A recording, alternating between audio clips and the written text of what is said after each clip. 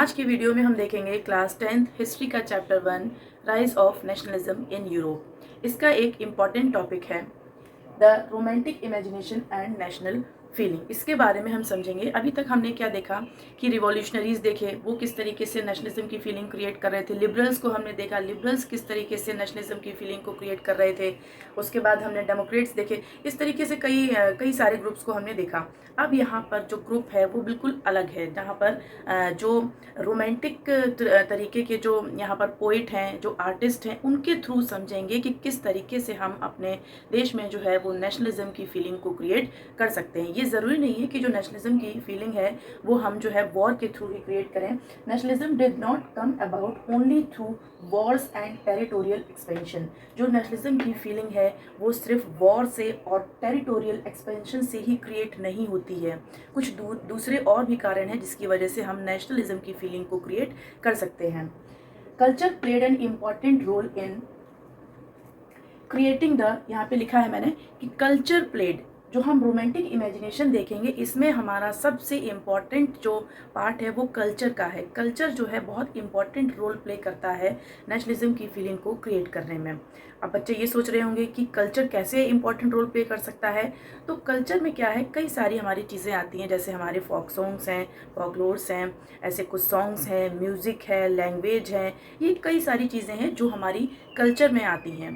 तो अगर जैसे फॉर एग्ज़ाम्पल पैट्रियोटिक सॉन्ग्स हैं, जब कोई पैट्रियोटिक सॉन्ग आता है तो एक ऑटोमेटिकली जो एक फीलिंग अंदर से क्रिएट होती है वो नेशनलिज्म की होती है, अपने देश के प्रति एक जो है वो रिस्पेक्ट की होती है। इस तरीके से फॉर एग्जांपल जब हम नेशनल एंथम गाते हैं या अपने कंट्री से रिलेटेड कोई भी सॉन्ग इस तरीके का गाते हैं, देशभक्ति सॉन्ग गाते हैं, तो ऑटोमेटिकली जो फीलिंग होती है वो अपने देशभक्ति के, देश प्रेम के लिए क्रिएट होती है। तो वही हम यहाँ पर समझ रहे हैं कि जो हमारा कल्चर है, कल्चर में क्या है, आर्ट है, पोएट्री है, जो कई सारे ऐसे आर्टिस्ट होते हैं जिनकी पेंटिंग्स ऐसी हैं जिनको देखकर कहीं ना कहीं हमें अपने देश के प्रति देशभक्ति या देश प्रेम की भावना जगती है। पोइट्री, कई सारी ऐसी कविताएं हैं जिनको पढ़कर देशभक्ति की भावना जगती है। स्टोरीज़ हैं, म्यूज़िक हैं, ये सारी चीज़ें हमारी रोमांटिक इमेजिनेशन में आती हैं। This all help express and shape nationalist feelings. ये सारी चीज़ें जो हमारी हैं, जितने भी ये पॉइंट्स लिखे हैं मैंने, स्टोरीज़ हैं, म्यूज़िक है, पोइट्री है, आर्ट है, ये सब कहीं ना कहीं नेशनलिज्म की जो फीलिंग है उसको क्रिएट करने में हेल्प करती हैं। तो सबसे पहले इसमें रोमांटिसिज्म को समझ लेते हैं। रोमांटिसिज्म क्या है, एक आइडियोलॉजी है जहाँ पर हम कल्चर, आर्ट और आइडियाज़, रोमांटिसिज्म में कल्चर, आर्ट और आइडियाज़ जो हैं focused upon create a form of nationalist sentiments. जो हमारी देशभक्ति की जो भावना है, राष्ट्रवाद की जो भावना है, वो रोमांटिसिज्म में हम कल्चर, आइडियाज़ और आर्ट के थ्रू क्रिएट करते हैं। ये है रोमांटिसिज्म। दोबारा एक बार रिपीट कर लेते हैं। रोमांटिसिज्म क्या है, इट इज़ एन आइडियोलॉजी। ये एक आइडियोलॉजी है where culture, art and ideas are focused upon create a form of nationalist sentiments. जब हमें राष्ट्रवाद की भावना को क्रिएट करना होता है, जगाना होता है, तो वहाँ पर हम किसकी हेल्प लेते हैं, कल्चर की हेल्प लेते हैं, आर्ट की लेते हैं, आइडियाज़ की लेते हैं। तो इसको बोलते हैं हम romanticism. Romantic artist and poet generally criticise the, romantic artist और जो पोइट हैं वो अक्सर क्या करते हैं, वो ज़्यादा फोकस करते हैं अपना जो म्यूज़िक है, जो फोक सॉन्ग्स हैं, ड्रामाज हैं, स्टोरीज़ हैं, इनके ऊपर फोकस करते हैं कि इनकी सपोर्ट से, इनके थ्रू जो है हम नेशनलिस्ट की जो फीलिंग्स है उसको क्रिएट करें, ना कि हम साइंस है, जो रीजनिंग है, उसके अकॉर्डिंग जो है नेशनलिज्म की फीलिंग को क्रिएट किया जाए। तो वही सेंटेंस यहाँ पर लिखा हुआ है, एनसीईआरटी में पूरा पैरा दिया है, एनसीईआरटी की ही लाइनें मैंने यहाँ पर ली हैं। Romantic artist and poet generally criticise the glorification of science. जो रोमांटिक आर्टिस्ट है वो क्या कर रहे हैं, अक्सर क्या क्रिटिसाइज करते हैं, glorification of science and reason, यानी जो विज्ञान है और जो तर्क वितर्क वाली बातें हैं, रीजनिंग है, जो साइंस है, इसको कहीं ना कहीं जो है वो क्रिटिसाइज करते हैं। क्यों? क्योंकि ये जो है ये हमारा एक तरीके से जो कॉमन हिस्ट्री या फिर कलेक्टिव बिलोंगिंग कह सकते हैं, उसके हिसाब से साइंस और रीज़न जो है वो बहुत इंपॉर्टेंट रोल प्ले नहीं करता है। Romantic artist and poet generally criticise the glorification of science and reason and focused on emotion. किसके ऊपर फोकस कर रहे हैं, इमोशन के ऊपर फोकस कर रहे हैं। यहाँ पर क्रिटिसाइज कर रहे हैं रीज़न को और साइंस को, और फोकस कर रहे हैं इमोशंस के ऊपर कि लोगों की जो भावनाएं हैं उसके ऊपर हमें फोकस करना चाहिए। लोगों की जो भावनाएं हैं वो कहीं ना कहीं किससे जुड़ी होती हैं, जो हमारा कल्चर है, जो हमारा म्यूज़िक है, जो हमारे ड्रामाज हैं, स्टोरीज़ हैं, लैंग्वेज है, कहीं ना कहीं जो लोकल भाषाएं हैं उनसे जो है लोगों के सेंटिमेंट्स जुड़े होते हैं, ना कि जो साइंस है, जो रीजनिंग है उससे जुड़े होते हैं। नेक्स्ट पॉइंट है, these efforts was to create a sense of shared collective heritage. ये जो एफर्ट्स हैं, जो रोमांटिक आर्टिस्ट यहाँ पर जो एफर्ट्स अपने क्रिएट कर रहे हैं वो इसीलिए कर रहे हैं, create a sense of shared collective heritage. यानी किस चीज़ की बात कर रहे हैं, हमें क्या करना चाहिए, एक कलेक्टिव हेरिटेज जो हमारा है, जो हमारी साझा संस्कृति है उस पर जोर दे रहे हैं कि नेशनलिज्म की फीलिंग को अगर क्रिएट करना है तो हमें जो है वो collective heritage and common history, जो हमारा एक हिस्ट्री है, जो इतिहास है, जो कॉमन है, और जो संस्कृति है जो कॉमन है, अगर हमें अपने देश का आधार बनाना है तो देश के आधार को जो है वो कलेक्टिव हेरिटेज और कॉमन हिस्ट्री पर जो है बेस होना चाहिए। इसमें हम देखेंगे कि ये जो जॉन गॉटफ्राइड हर्डर हैं ये जर्मन फिलोसफर हैं। जॉन गॉटफ्राइड हर्डर जर्मन फिलोसफर हैं ये।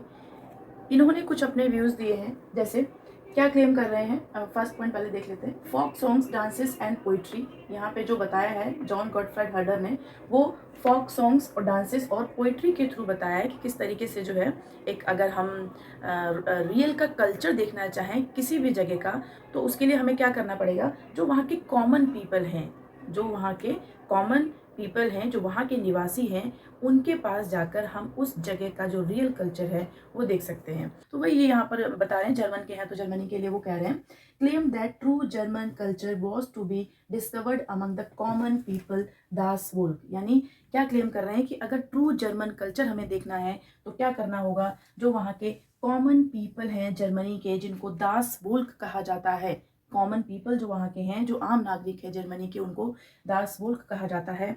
तो उन कॉमन पीपल में हम ट्रू जर्मन कल्चर को देख सकते हैं।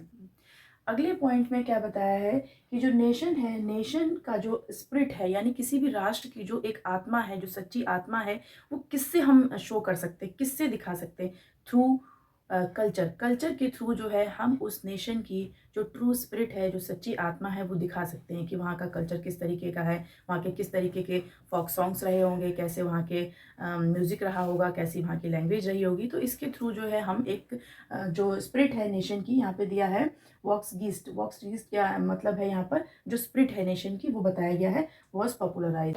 अगला पॉइंट हमारा है लैंग्वेज एसोसिएशन। यहाँ पे हम देखेंगे कि भाषा जो है वो किस तरीके से जो है नेशनलिज्म की फीलिंग को क्रिएट कर रही है। यहाँ पर लोग भाषा को अपना जो है स्ट्रगल के लिए आधार बना रहे हैं, बेस बना रहे हैं लैंग्वेज को। Language association, vernacular language. Vernacular language क्या होती है, लोकल भाषाएं होती हैं, क्षेत्रीय भाषाएं होती हैं, उनको हम कहते हैं वर्नाकुलर लैंग्वेज। एग्जाम्पल यहाँ पर पोलैंड का दिया हुआ है। पोलैंड में जो है जब जो ये यूरोपियन पावर्स थी, रशिया है, प्रशिया है, ऑस्ट्रिया है, इन लोगों ने क्या किया था, पोलैंड के ऊपर अटैक किया था और पोलैंड को जो है अपने कब्जे में कर लिया था। इस तरीके से जो पोलैंड है उसकी जो एक जो इंडिपेंडेंस उसकी जो थी वो ख़त्म हो गई, आज़ादी उसकी ख़त्म हो गई थी। अब इन लोगों ने क्या किया, पूरी तरीके से जो है वो रशिया उसको एक्वायर कर रहा था। रशिया जो है वो पोलैंड को पूरी तरीके से उसने अपने कब्जे में कर लिया था और वो चाहता था कि अब रशियन लैंग्वेज जो है वही पोलैंड में बोली जाए।